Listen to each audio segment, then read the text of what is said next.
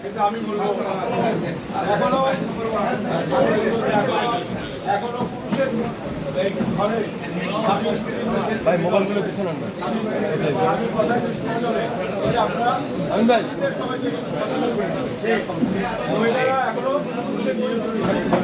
আমার দেশের আপনারা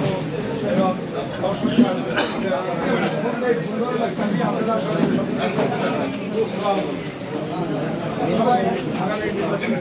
জোট বাঁধবেন ইনশাআল্লাহ আমাদের জয়